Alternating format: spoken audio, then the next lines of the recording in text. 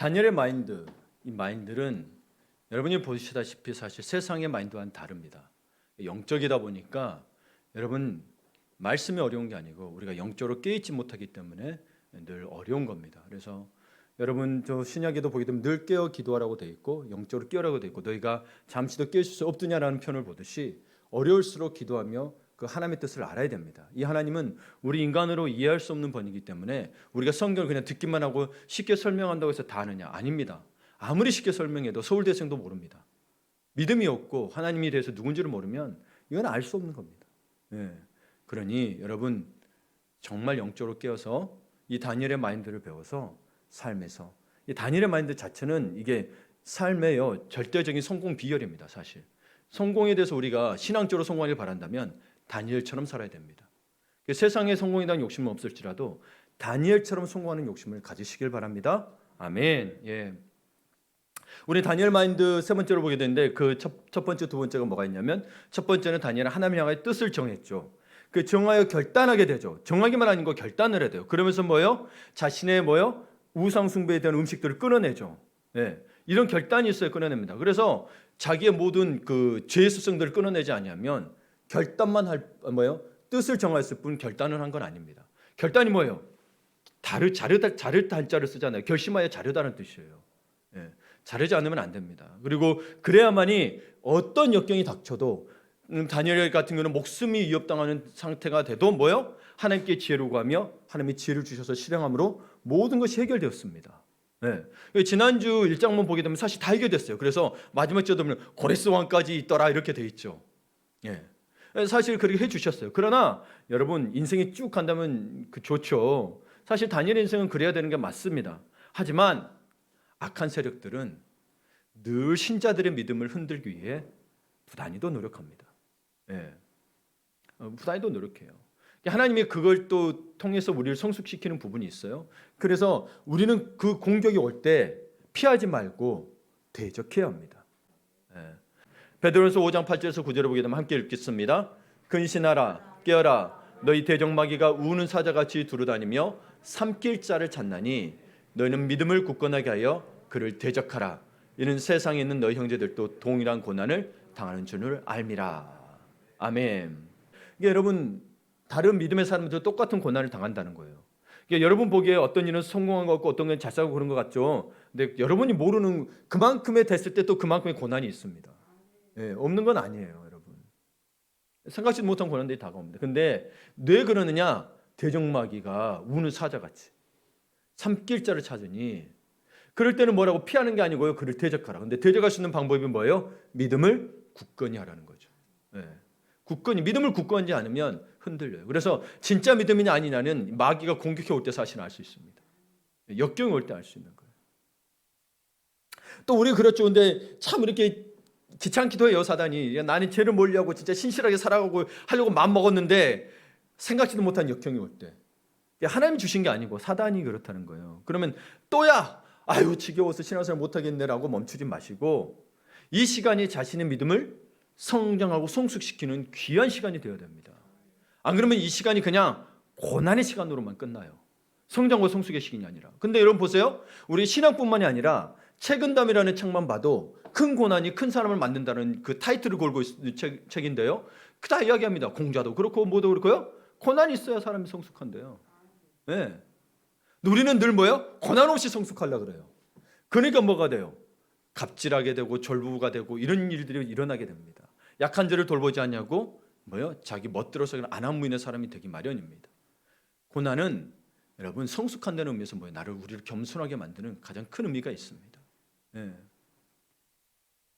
그래서 여러분 고난과 고통 가운데 하나님의 뜻이나 가르치심을 알지 못한다면 그것은 우리는 하나님의 선한 섭리 가운데서 하나님의 태초에 계획 다 있으셨잖아요. 하나님의 자녀잖아요. 그렇게 하나님과 자녀가 됐는데 오히려 그 뜻과 가르침을 알지 못한다면 그 고통이 낭비되는 것입니다. 고통이 낭비되는 건 뭐예요? 그냥 고통으로 끝난다는 거예요. 여러분 고통으로 끝난다면 욥기가 올라오면 안 돼요. 욥은 그 고통 속에서 하나님을 찾았고 심각할 정도로 하나님을 찾았고 심지어 뭐요? 아무 불평 없던 사람들 불평 없던 욥이 얼마나 심했으면 하나님이 나 태어나지 않았으면 좋았을 정도라고 이야기합니다. 그 속에서 발견하게 되죠. 그 심한 고통 중에서 뭘 발견해요? 하나님이 진짜 어떤 하나님인지를 알게 되는 놀라운 역사. 그래서 욥의 회복됨을 보게 됩니다. 진짜 하나님은 어떤 분인가를 깨닫게 되고, 오히려 욥처럼 의로운 삶이 없을 정도라고 기록하고 있지만 욥이 자기의 교만을 깨닫게 되죠. 내가 하나님을 제대로 몰랐다. 그러니까 여러분, 욥의 마인드도 필요하지만 우리 이 시대를 살아가면서 뭐요? 이 다니엘의 마인드가 너무너무 필요합니다. 왜 다니엘 마인드가 더 필요하냐면, 여러분 이 세상을 사는 우리 베드로전서를 또 지금 새벽기도 때 보고 있잖아요. 우리는 이중 정체성을 가지고 있다는 거예요. 나그네면서 뭐요? 천국 백성, 택함 받은 자라는 거예요. 1장에서. 이 땅은 나그네 삶이라는 거예요. 여기에 내 집이 있고 내 자가가 있고 내 자가용이 있고 내 토가 있고 심지어 내 자가 비행기가 있을지라도 여기에 삶은 뭐다? 나그네 삶이다. 왜요? 다 죽잖아요. 이 세상은 한계적이에요. 그러나 영원한 세계가 있다는 거예요. 영원한 세계가 뭐다? 나의 고향이다. 그 고향이 지옥이 되느냐 천국이 되느냐. 네. 그러니 여러분, 오늘 다니엘의 마인드, 그 마음의 자세 세 가지를 기억하면서 뜻을 정하고 지혜를 구하면서, 그리고 오늘 그 세 번째 진실하고 간절한 믿음을 들여다보면서 여러분도 다니엘 같은 삶을 사시기를 간절히 축원합니다. 예. 하나님은 다니엘과 친구들에게 왕궁의 모든 학자와 지혜자들보다 10배나 뛰어난 실력을 갖게 될 정도로 탁월한 지혜와 능력을 부어주셨습니다. 그리고 그들은 포로였지만 드물게 왕의 측근의 관리로 등용되었습니다. 그래서 왕의 영광을 입었죠. 그렇죠? 그럼 이걸 우리말로 뭐예요? 속된 말로 벼락출세한 거죠. 벼락출세한 거예요. 예. 그래서 위기가 변하여 기회가 된 것인데요. 그러나 이 기회는 다시금 큰 위기로 변했습니다. 사건은 왕이 아주 난해한 꿈을 꾸면서부터 시작됩니다. 예. 여러분의 싱숭생숭한 꿈 말고요, 왕은 진짜 난해한 꿈입니다. 다니엘서 2장을 쭉 읽어보세요. 예. 우리가 뭐 어디 가서 싸웠더라, 제 아이들이 꿈을 꾸고 나면은 꼭 아침에 와가지고 제 무릎에 앉아가지고 아빠 꿈을 꿨는데 이렇게 이야기합니다. 그러면 지 맘대로 왔다 갔다 해요. 두려워하고. 이런 뭐 역사적인 꿈은 아니에요. 그렇죠?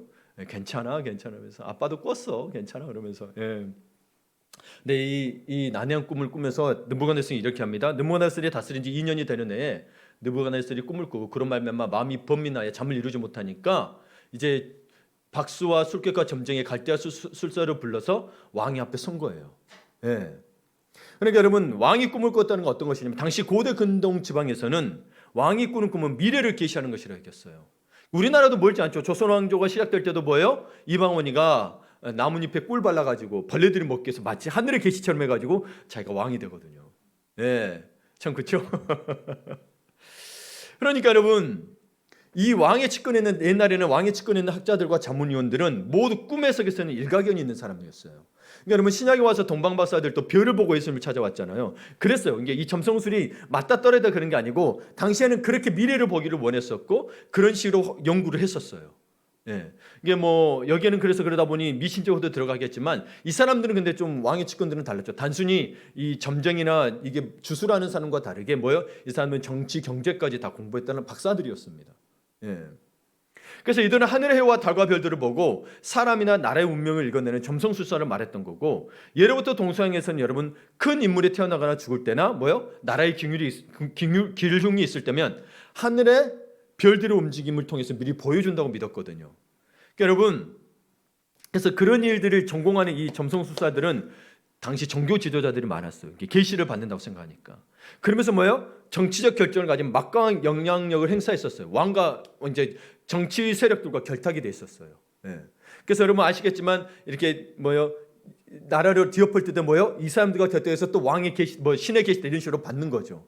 예. 흰 사슴을 보았다든지, 그렇죠? 이런 식으로 하게 되는 건데, 여러분 여기는 여러분 아셔야 될 게 뭐가 있냐면, 여러분이 옛날에는 여러분 그 과학이 안 맞닿아 있었어요. 그러니까 여러분 북극성 빛나잖아요.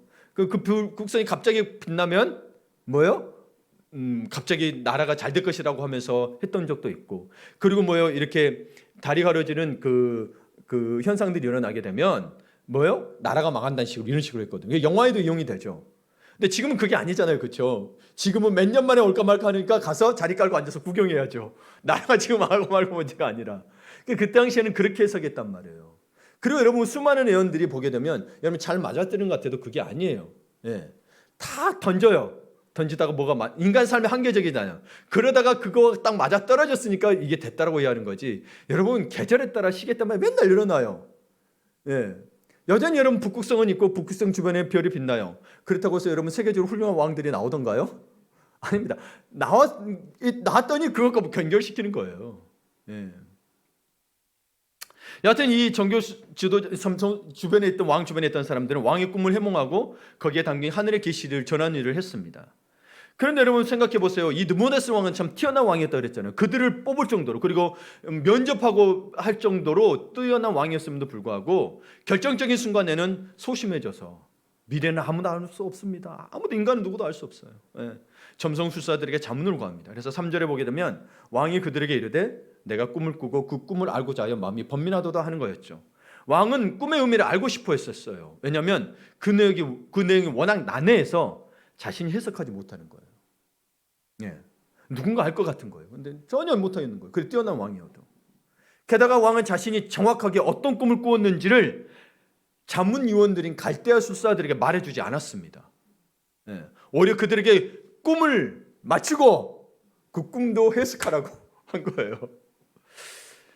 그것은 꿈을 해몽하겠다고 나서는 자가 있을 때 그 꿈의 내용을 먼저 맞출 수 있는지 없는지에 따라서 꿈 해석의 정확성을 재는 근거로 삼겠다고 판단한 거죠.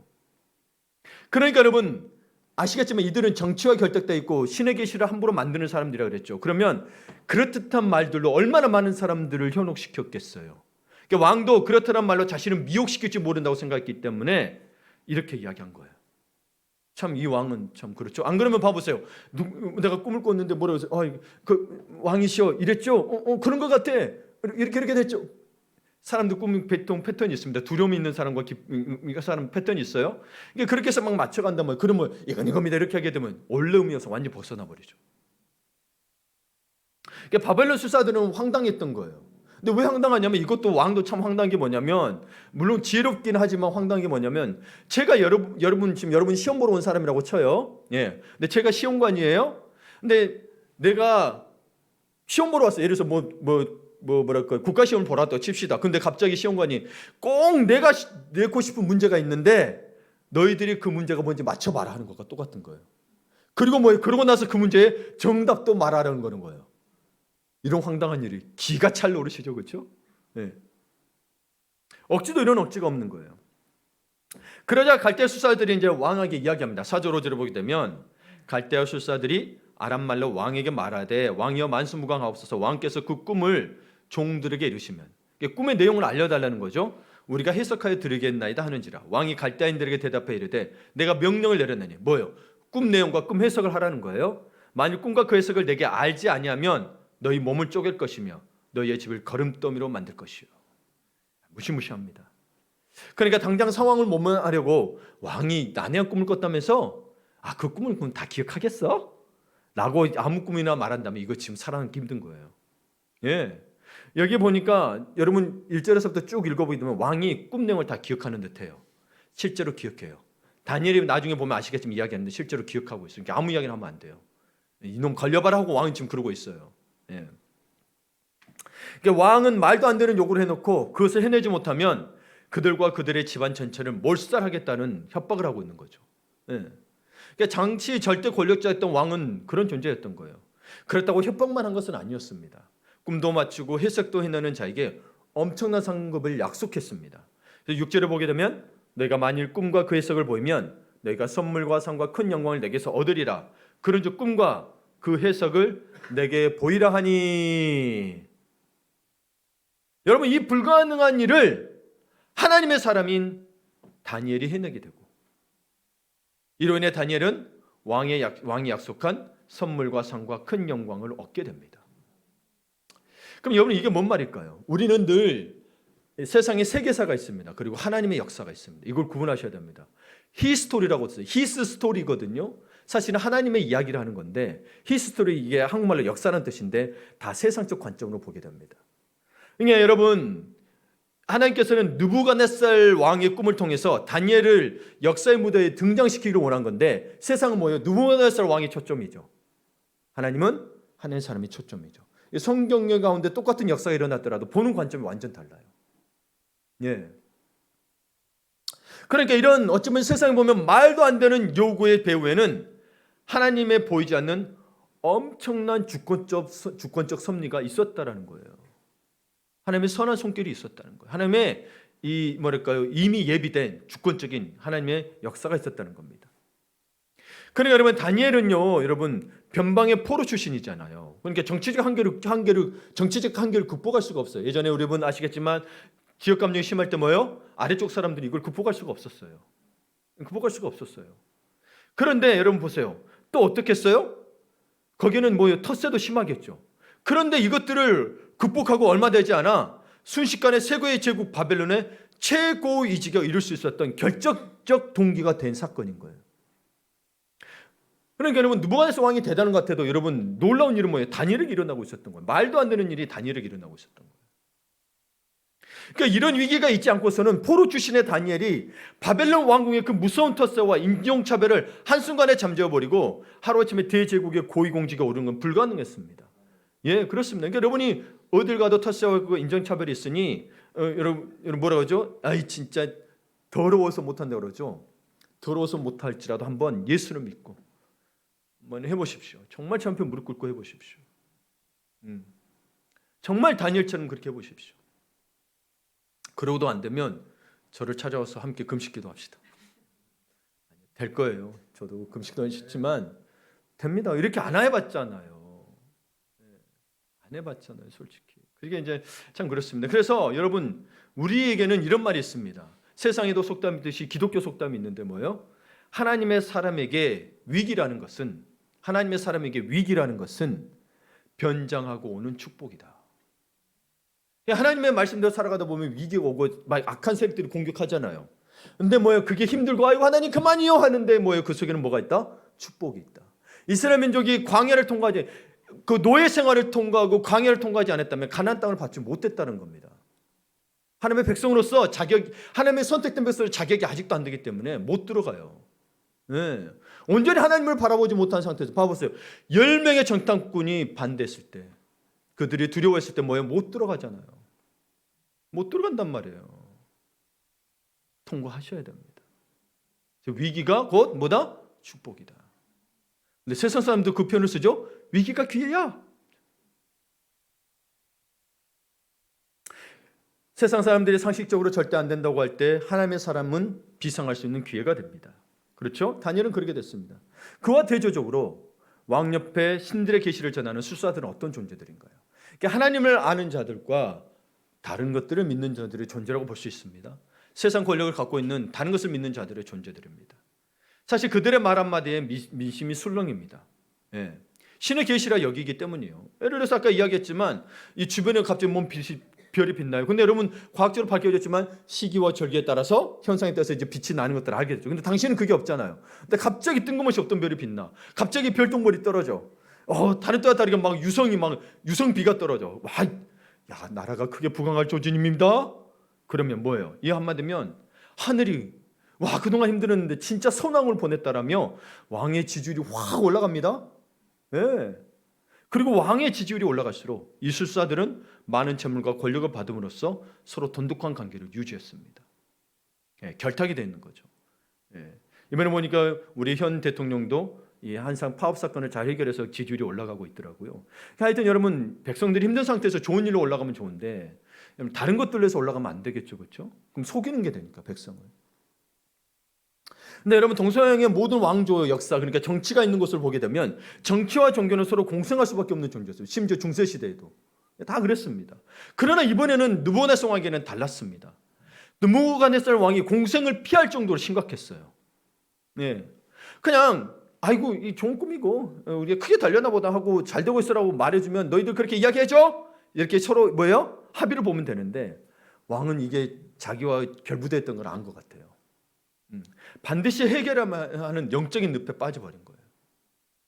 그게 아부하거나 백성이 듣기 좋은 소리만 하는 아첨의 말이 아닌 진실하며 전곡을 찌르는 영적 실력이 필요했다는 거예요. 그러니까 진짜 영적 실력을 보여줘야 하는 순간에 그동안은 왕실이 주는 엄청난 혜택을 받던 술사들은 뭐예요? 다 미천이 드러나본 거예요. 말도 못 꺼내는 거예요. 예. 그냥 꿈의 내용만 알려달라고. 어떻게든 해결해 보려고 그냥 피해 보려고. 그러니까 여러분 사실 우리도 그러니까 뭐 다니엘서를 우리 다 알겠지만 사실 우리도 이런 영적 실력을 갖추어야 합니다. 예. 여러분 이 술객과 왕은 악어와 악어새처럼 서로의 필요를 채워주며 공생해 왔습니다. 우리 정치하신 분들은 다 아실 거예요. 서로 공생하고 있는 거, 서로 감춰주고 서로 이거 해주고 저거 해주고 그러면서도 서로가 마음에 다 들어서 그런 게 아니고 뭐예요. 정치에도 그게 있어요. 어제 적이 오늘의 친구가 되고 오늘의 친구가 내일의 적이 된다는 표현이 있듯이 서로 마음에 들지는 않아도 필요했기 때문에 그럼에도 서로 넘지 말할 선은 넘지 않으며 서로의 자존심과 체면을 지켜주면서 살아오게 되죠. 그리고 술객들에게는 당시 술객들은 뭐야? 자신의 말 한마디면 민심이 쏠릴 수 있다라는 자부심을 가지고 있었기 때문에 왕이 오른 지 이제 2년밖에 안 된 느부갓네살 왕이 갑자기 꿈을 꿨다면서 이 선을 넘어버린 거예요. 왜냐하면 뭐요? 지금까지 자기들은 잘해와서 충성되게 어찌 보면 충성되게 해온 거잖아요. 정치와 결탁해서 왕궁과 결탁해서. 근데 아무 쓸모없는 존재처럼 모욕시킨 거예요. 너희 쓸모없다고 다 죽여버리겠다고. 네, 지금 그러고 있는 거예요. 그동안 해온 거는 다 무시된 거예요. 내 꿈의 내용도 몰라 다 죽여버리겠다는 거예요. 그들은 처음에는 목숨이 아까워서 왕의 눈치를 살폈지만 이제 더 이상 물러설 수 없는 거예요. 그래서 살아남기 어렵다는 걸 직감하고는 왕에게 이제 따지고 드는 거죠. 그래서 이번 9절 10절에 보게 되면 지금까지 어떤 왕도 권세도 이런 것으로 박수나 술객이나 갈대인들에게 물은 자가 없었나이다. 꿈 내용이라도 가르쳐 주셔야 하는 거 아닌가요? 맞는 말이죠. 맞는 말이. 근데 조금 따지듯이 좀 물은 거예요. 그러다가 매우 흥분한 나머지 아주 재미있는 고백을 합니다. 이런 말이 나올까 싶을 건데 다 하나님의 섭리 가운데 있는 거죠. 11절을 함께 봅니다. 왕께서 물으신 것은 어려운 일이라 육체와 함께 살지 아니하는 신들 외에는 왕 앞에 그것을 볼 자가 없나이다 한지라. 박사들은 자신들이 왕의 꿈을 해석할 수 없는 이유를 솔직히 말합니다. 예, 말도 안 되는 소리 하지 마십시오. 이 땅에 살고 있는 것들 중에서는 아무도 해석할 수 없다는 거예요. 이게 육체와 함께 살지 아니하는 신들 외에, 다시 말해 바벨론의 신들이 이 정도밖에 안 된다는 거예요. 바벨론 신들보다 훨씬 더 위대한 신들 말고는 그 꿈을 해석할 사람이 없다는 것이죠. 이는 자신이 알고 있는 바벨론 신들이 그만큼 능력밖에 안 된다는 것을 의미합니다. 꿈을 해석할 능력이 안 돼요. 내용도 알 능력이 안 돼요. 바벨론에서 가장 지혜로운 자들이라고 할 수 있는 술사들이 왕의 꿈을 전혀 해석할 수도 없고 알지도 못하지만 해석도 못할 거예요. 알아도. 그러니까 왕이 지금 난해한 거예요. 왜냐하면 왕이 해석을 못하고 있어요. 뛰어난 왕이. 이것은 오직 이 세상의 모든 만물의 절대 주권자이신 하나님만이 미래의 역사에 대한 계시를 주실 수 있으며 왕들을 다스릴 수 있다는 것을 보여줍니다. 그리고 여러분 이걸 보게 되면 세상의 모든 지식을 습득했더라도 결국 여러분 계시는 이해를 못합니다. 왜냐하면 세상 상식을 벗어나기 때문에 영적으로 깨어나지 않으면 이거를 절대 해석할 수가 없어요. 세상 지식으로. 그래서 바울이 이런 이야기를 하죠. 예수를 아는 지식이 가장 고상한 지식이라. 여러분은 복음을 듣고 이해했잖아요. 여러분 이 복음을 가지고 서울대생한테 아무리 이야기해 보세요. 모릅니다. 어떻게 그게 가능하냐면서 말도 안 된다고 이야기하겠죠. 근데 여러분 지금 생각해 보세요. 이 계시들이나 다가온 것들은 미래에 대해서 알려주는 것들이 참 많은 부분이 있는데 여러분 그것들은 왜 점집을 찾아서 알려고 할까요? 예수는 말도 안 된다고 하면서 논리적이고 증거까지 역사적인 증거까지 있는데 점집을 찾아가서는 그 말 듣고 따르려고 그래요. 이 심리는 뭐냐? 그는 자기가 원하는 것을 얻고자 하고 그것을 자신이 원하는 대로 말하는 그것을 믿고자 하는 거죠. 그렇죠? 내가 원하는 것은 이 땅에서 잘 되고 남들보다 더 위에 서는 거거든요. 그러니까 그런 말 들으니까 너무 좋은 거지. 그걸 듣고자 가는 거죠. 사실은. 그렇죠? 그런데 갔더니 야 너는 안 돼. 너는 너는 죽어도 안 될 거야. 그럼 그 집 가요? 안 가요? 다시는 안 가겠죠. 다 여러분 이 사람부터 상수를 가지고 바로 조언을 합니다. 근데 예수님은 분명히 이야기하죠. 하나님은 너희가 믿지 않으면 구원이 없다. 하나님이 허락하지 않는 한 어떤 존재도 그 계시를 깨달아 알 수 없습니다. 그래서 진짜 영적인 위기 앞에서 이 왕실은 느부갓네살 왕은 바벨론이 그동안 섬겨왔던 우상 종교가 무기력하다는 것을 알게 됐고 진짜 서로 결탁해서 하는 정치적인 쇼라는 것을 알게 됐던 거죠. 더 깨달은 거죠. 알았을 테지만 더 깨닫게 된 거죠. 그러니까 이것을 알게 되니까 뭐예요? 우선은 거기에 피바람이 불게 되고 후에는 뭐가 되냐면 진짜 그러면서 진짜 하나님을 다니엘이 하게 된 걸 보게 돼. 여러분 이 장 한번 다 읽어보세요. 그래서 후에 이것을 보고 비교가 돼가지고 다니엘의 하나님만이 참 하나님이심을 고백하는 계기가 됩니다. 그게 47절에 나오는데요. 왕이 대답하여 다니엘에게 이르되 너희 하나님은 참으로 모든 신들의 신이시요 모든 왕의 주제시로다. 내가 능히 이 은밀한 것을 나타내었으니 내 하나님은 또 은밀한 것을 나타내는 이시로다. 하나님이 나타내죠. 여하튼 여러분 술사들이 그러다 보니까 너무 이것들이 뭐 무기력하고 가짜 정치적인 쇼라고 불과 생각하니까 이 무시무시한 피바람이 불어닥칩니다. 13절을 보게 되면 왕이 명령을 내립니다. 지혜자들은 죽게 되었고 다니엘과 그의 친구들도 죽이려고 찾았더라. 예. 여러분 뭐요? 그 자리에서 있던 그 자문위원들은 최고 자문위원들은 즉시 잡혀서 최영전으로 끌려갔을 것이고 점점 하위 관료들에게까지 확산됐습니다. 그냥 왕이 진짜 분노한 거예요. 그냥 그 자리에 없던 관료들까지 다 죽여버려 새로 갈아버릴 마음인 거죠. 예. 이 재앙의 불길이 죄 없는 다니엘과 세 친구들을 미쳤다는 거예요.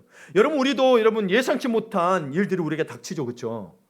전혀 나는 몰랐는데, 그래서 여러분 우크라이나하고 러시아전이 우리 전혀 상관없는 것 같은데 경제적 타격을 입고 있죠.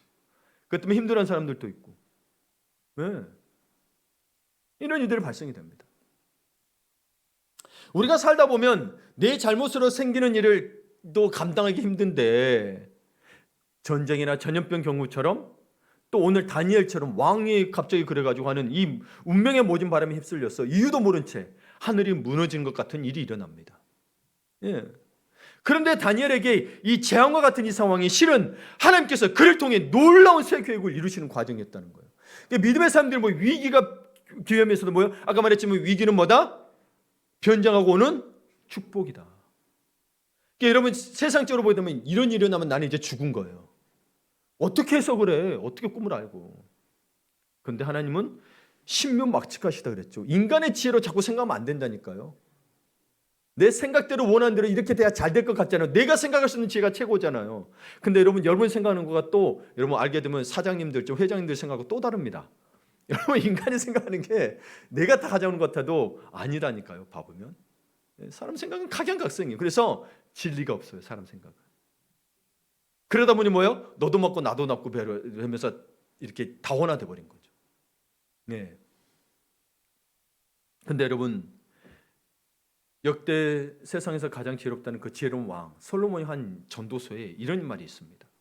함께 읽어볼까요? 내가 다시 헤아려서 보니 빠른 경주자들이라고 선척하는 것이 아니며 용사들이라고 전쟁에 승리한 것이 아니며 지혜자들이라고 음식을 얻는 것도 아니며 명철자들이라고 재물을 얻는 것도 아니며 지식인들이라고 은총을 입는 것이 아니니 이는 시기와 기회는 그들 모두에게 임함이니라. 아멘.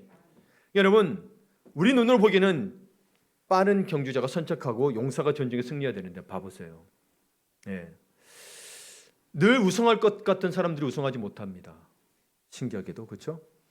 그리고 저는 이번 월드컵 2002년 카타르 월드컵은 브라질이 단연코 우승할 거로 생각했는데 4강도 아닌 8강에서 떨어집니다. 결승에서 2등도 아니고. 네, 그것도 여러분 크로아티아에게 질 거라고 누가 생각을 했을까요? 네, 상상도 못했죠. 네.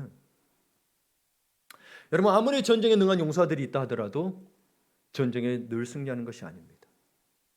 지혜자들이 음식 없는 거, 명철자들이 그러니까 경제에 능한 사람들, 투자의 기재다로 하는 사람들도 늘 재물을 얻는 것이 아니라는 겁니다.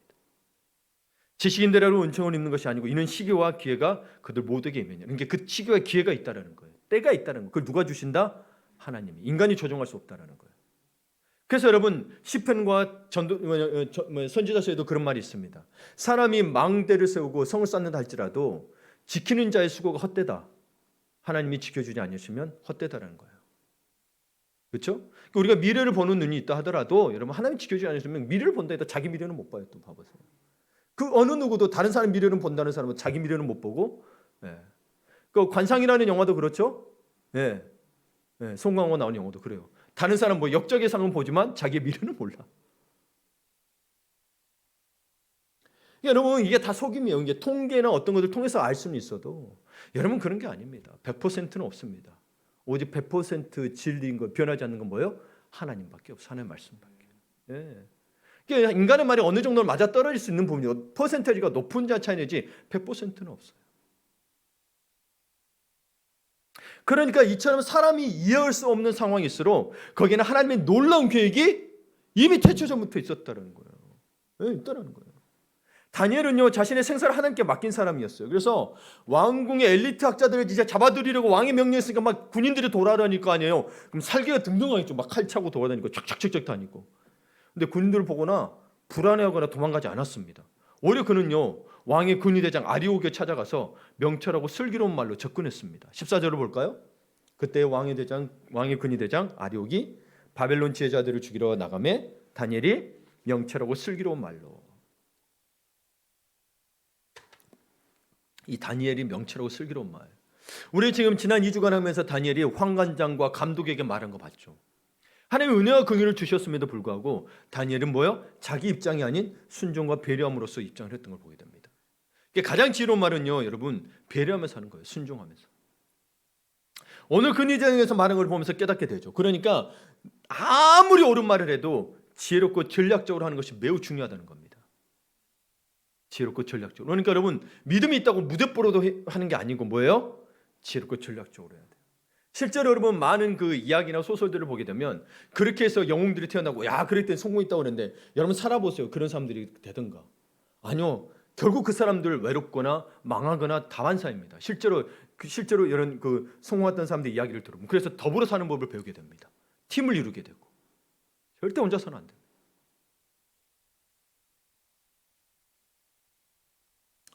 아무리 좋은 일이라 해도 지혜롭게 하지 않으면 이루어지지 않는 경우가 대부분이라는 거예요. 세상 한가운데서 그리스도인이 많은 사람에게 영향을 끼치려면 지혜롭게 말하고 행동하는 것이 필요합니다. 참 이게 어렵긴 해요. 그렇죠?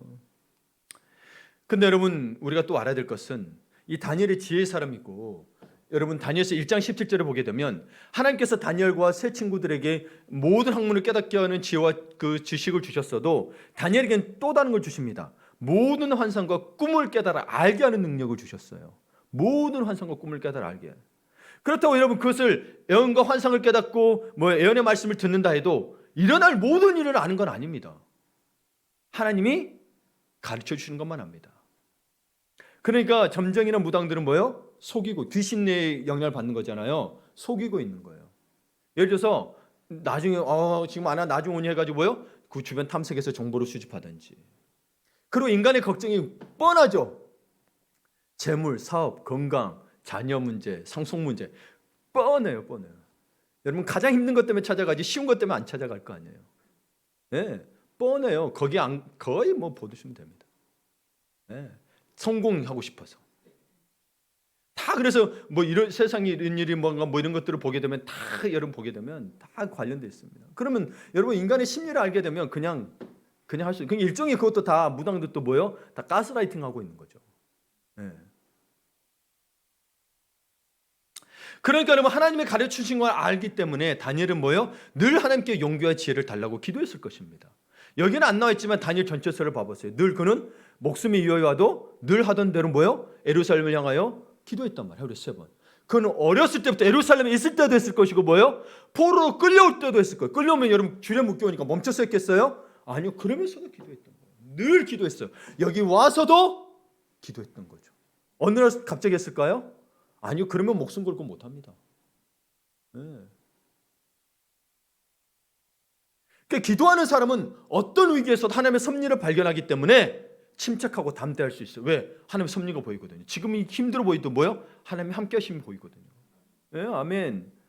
그러니까 오랜 세월 하나님과 교제하며 굳건해진 진실한 믿음이 한순간에 될까요? 아니죠. 하나님을 알아가면서 믿음이 더 견고해집니다. 예. 하나님 아는 게 너무나도 중요해요. 하나님을 알아야 믿음이 견고해집니다. 모르면 그냥 하나님은 나한테 복 주시는 분, 나 아프면 낫게 해주는 분, 이 정도만 알고 있는데 그게 아니라니까요. 예, 그게 아니에요. 여러분의 모든 걸 주관하신 분입니다.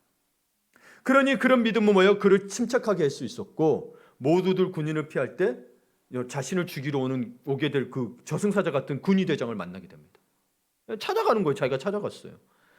우리를 힘으로 통제할 수 없는 고난을 만날 때일수록 침착하고 주님 앞에 나와야 됩니다. 왜냐하면 우리는 하나님의 사람이며 하나님이 지켜주시는 사람들이기 때문입니다. 네. 그래서 우리는 다니엘의 결과를 알고 있잖아요. 이 다니엘을 세우시려는 하나님의 놀라운 섭리를 알고 있잖아요. 그래서 최고로 왕이 그냥 다 맡겨버리죠. 네가 다 해. 너가 내 대리자야. 예, 하늘 아래 느부갓네살 다음에 다니엘이었던 거예요. 바벨론 제국에서는. 그렇게 된 거예요. 나중에. 그러니까 여러분, 우리가 당장 우리 눈에는 아무런 증거가 보이지 않아도 믿음으로 늘 걸어야 합니다. 증거가 보이지 않는 것은 오히려 뭐예요? 안 좋은 게 있을 수도 있다는 거예요. 그러나 뭐예요? 우리 찬양하죠. 이 눈에 아무 증거 아니 배워도 믿음만을 가지고서 늘 걸으며. 이게 그냥 말뿐인 찬양이 안 됐으면 좋겠어요. 이게 고린도후서 5장 7절에 있는 말씀이에요. 보실까요? 함께 읽습니다. 이는 우리가 믿음으로 행하고 보는 것으로 행하지 아니함이로다. 아멘. 내 앞에 당장 내가 이거 없으면 굶어 죽을 것 같고 내 집이 빼앗길 것 같고 다 빼앗길 것 같죠. 빼앗기더라도 그 뒤에는 하나님 계시는 걸 봐주십시오. 안 뺏기려고 하기 때문에 하나님이 하는 걸 못 보는 거예요. 물론 지켜야죠. 근데 어쩔 수 없는 상황들이 오잖아요. 하나님을 바라보기보다 뭐요? 내가 그것을 의지하고 있었던 것을 알게 됩니다. 하나님보다. 다니엘은 사건의 원인을 잘 모르고 있었기 때문에 사건의 상태를 진상을 파악하려고 했습니다. 그래서 이 끔찍한 명령이 내려진 배경 설명을 알고자 했던 거죠. 그래서 아무리 잔혹한 왕이라도 이유 없이 무서운 명령 내리지 않았을 거 아니에요. 왜냐하면 자기 측근으로 돼 있던 사람들 다 죽여버리라고 되는 거니까. 말도 안 되는 거예요. 이유가 있었다는 거예요. 그래서 이 근위대장 아리옥을 찾아가서 물었던 거예요. 그랬더니 근위대장 아리옥이 그동안 있었던 일을 말합니다. 그 아리옥 그러니까 어디 한국 사람이나 중국 사람 같은데 여러분 당시에 바벨론 사람이에요. 예. 예. 있었던 일을 말합니다. 근데 여러분 여기 표현하게 되면 한글 성경에 보게 되면 그 일을 아리옥이 15절 끝에 보이는 그 일을 다니엘에게 알림에 돼 있으니까 왕이 죽으려고 해 그냥 피해 이 정도로 우리가 느낄 수 있잖아요. 근데 영어 성경에는 뭐가 되냐면 그 사건을 자세히 설명해 주었다라고 돼 있어요. explained 이렇게 돼 있단 말이에요. explain은 설명하다는 거 자초지정을 이렇게 해서 이렇게 됐다라고 설명하는 거예요. 네. 여기서 한 가지 궁금한 게 생겼습니다. 보세요.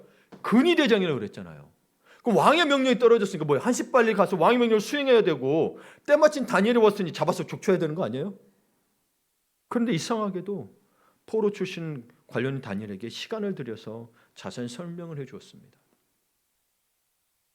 여러분 첫 번째로는 하나님이 은혜와 긍휼을 주셨을 수 있죠. 환관장에 그랬던 것처럼. 그러나 여러분 그게 그렇게만 되는 건 아닙니다. 우리 인생이 저 사람에게 은혜와 긍휼을 주셨더라도 이 사람 마음이 삐딱하면 미움이 있으면 봐보세요. 우리 하나님 말씀 순종하려도 안 하잖아요. 예를 들어서 용서해라 미워하지 말았는데 여러분 용서돼요?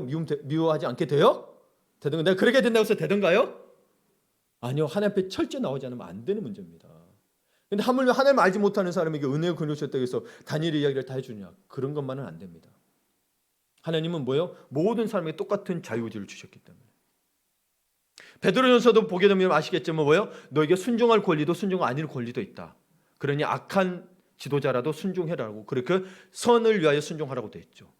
남편이 뭐요? 믿지 않는 남편일지라도 하나님 위하여 순종하라고 되어 있고 그렇게 되어 있는 거예요. 그러니까 여러분 다니엘은 아마도 궁에 들어와서 늘 기도하며 겸손하게 처신했어 알 수 있죠. 그러니 주위 사람들에게 덕과 인품을 쌓았다는 거죠. 네. 이게 그냥 되는 거 아니에요. 여러분 사회생활 해보셨잖아요, 그렇죠? 믿는 자끼리도 여러분 이제 잘 안 돼요. 여러분.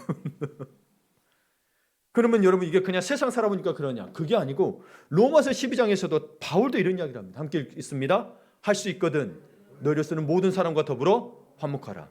할 수 있거든 너희는 모든 사람과 뭐하라고요? 화목하라. 저를 보고 화목하라. 아직도 한 분이 안 봐요. 바쁘신가 봐. 화목하라. 화목하라. 예, 여러분 할 수 있거든요 말은 무슨 말이에요? 우리는 늘 노력하지만 상대편이 거절할 수도 있고 혹은 내가 마음에 안 돼서 안 될 수 있죠. 그러나 내가 안 돼서 하는 것은 뭐예요? 그러니 계속해서 화목하는 거고 다른 사람이 화목하지 않으려고 하면 어쩔 수 없는 거죠. 예. 피하는 게 아니고 뭐예요? 더불어 화목하라. 그러고는 다니엘은 왕께 나가서 요청합니다. 16절에 다니엘이 들어가서 왕께 구하기를 시간을 주시면 왕에게 그 해석을 알려드리다 하니라. 왕은 다니엘을 기억했던 거죠. 10배나 뛰어났던 그를 기억하고 뭐요? 다니엘의 말을 듣고 그걸 기다려줍니다. 다니엘의 요청에 바벨론 궁전에 몰아치던 피바람이 멈췄습니다. 다니엘은 자기뿐만 아니라 뭐예요? 수많은 학자들의 목숨을 살렸습니다. 이미 먼저 죽은 사람은 어쩔 수 없지만. 그런데 여러분, 저는 또 의아한 게 뭐냐면 1장 17절에 다니엘에게 모든 꿈과 환상을 해석하는 걸 깨닫게 해주셨다고 하는 능력을 주셨다고 했는데 왜 그 자리에서 바로 왕의 꿈과 내용을 말하지 않고 해석하지 않았을까요?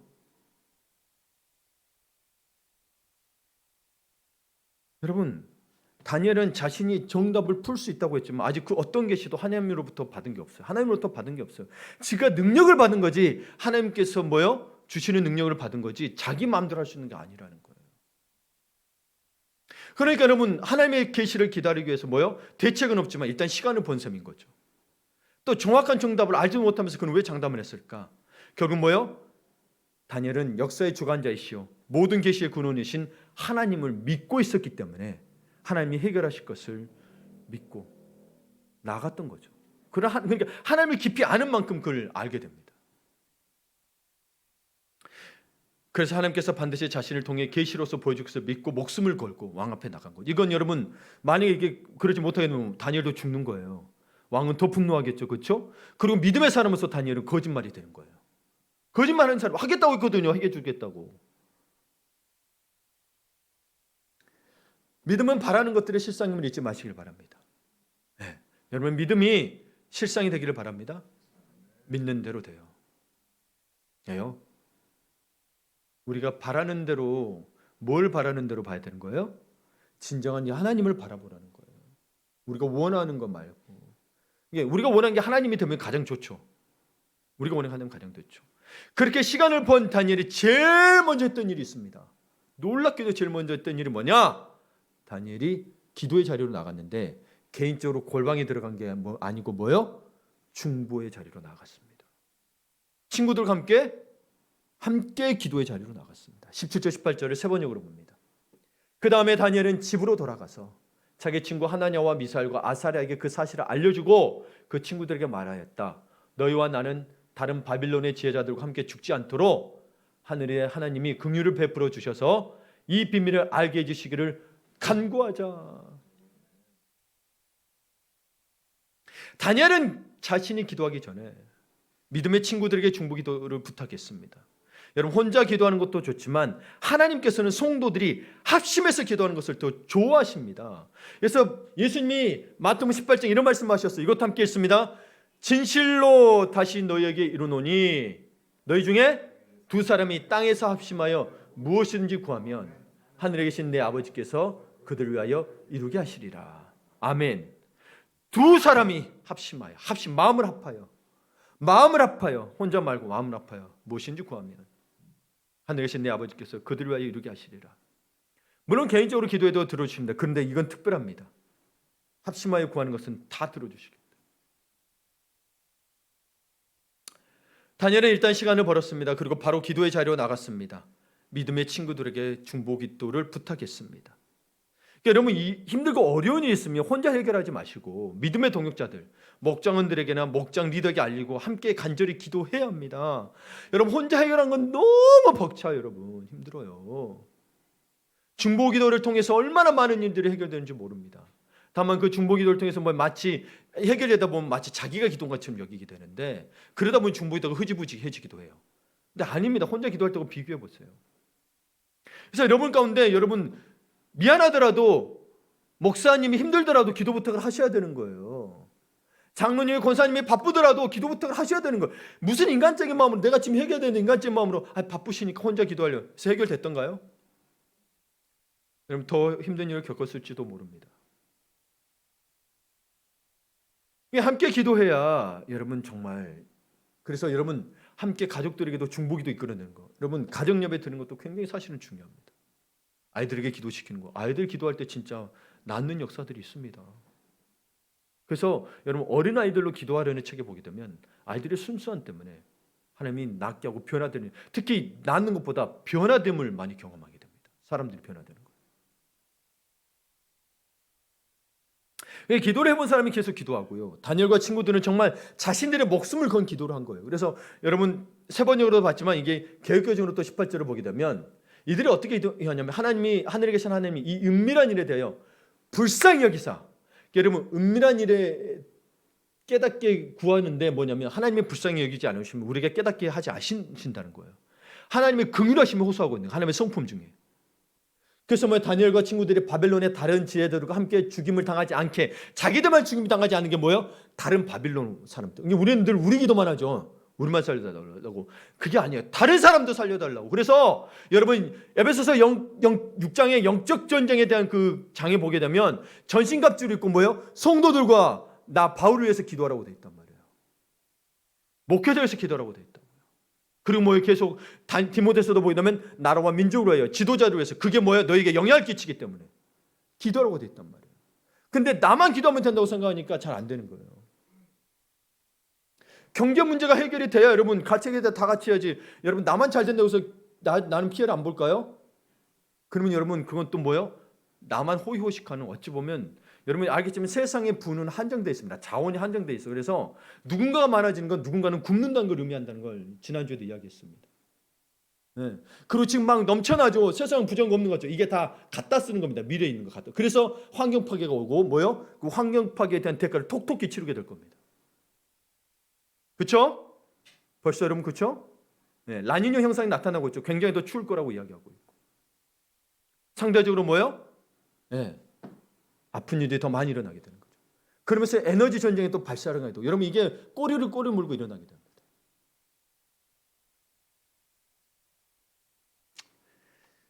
여러분 위기를 타파하는 길은 오직 하나, 오직 하나님만이 하실 수 있습니다. 다니엘과 세 친구의 입장을 생각해 보십시오. 우리도 여러분 이 땅에서 믿는 자들 똑같습니다. 돌아갈 고향도 돈도 없었습니다. 네. 이들은 포로로 직접 왔다니까요. 지금 여러분 내가 저 천국으로 지금 갈 수 있나요? 이 가엾은 청년들이 할 수 있는 일은 그저 하나님께 우리를 불쌍히 여겨 주시옵소서라고 몸부림치며 기도하는 것뿐이었어요. 그러니까 어떻게 보면 하나님의 섭리를 다 알지 못하는 인생인지라 그저 살려달라고 발버둥치는 유치한 기도처럼 보일 수도 있어요. 근데 사실 이게 여러분 봐보세요. 간절한 믿음에서 나오는 거죠. 하나님 믿지 아니하면 이 기도를 못해요. 가서 내가 해결하려고 하지. 아니면 도망치려든지 그럴 거예요. 근데 사실 우리도 대부분 이 기도를 하지 않나요? 하나님 나를 불쌍히 여겨 주시옵소서. 여러분 힘들고 어려울수록 나를 불쌍히 여겨 주시옵소서. 아니 저 사람이 저래서요. 대통령이 그래서요. 뭐가 그래서요. 그게 아니고 주님 대통령 탓해봐야 대통령이 나 안 봐줍니다. 주님 앞에 호소하셔야죠. 왜 경제가 있다고입니까? 한다고 해서 경제가 안 바뀝니다. 주님이 해주셔야 합니다. 가정에서 불화가 있습니까? 그 사람 탓해봐야 아무 일도 없습니다. 주님 앞에 나를 긍휼히 여겨달라고 기도해야 합니다.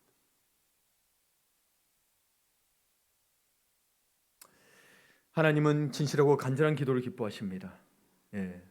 그리고 하나님은요 우리 아버지잖아요. 이것저것 따질 필요가 없어요. 예. 기도하는 본인들은 앞길이 그렇게 될지는 몰랐지만 이로써 그들은 목숨을 건지게 되고 바벨론 전역에 하나님의 영광이 떨치게 되는 하나님의 놀라운 뜻이 이루어졌습니다. 그게 하나님의 영광을 떨치게 돼요. 자기들은 사실 원치도 않았을 거예요. 그런 일들이 생각지도 않았기 때문에. 여러분 하나님은 개인의 기도도 들어주시지만 특별히 여러분 우리의 작은 기도, 중보 기도를 통해 하늘의 큰 뜻을 이루어 가십니다. 아멘. 아멘.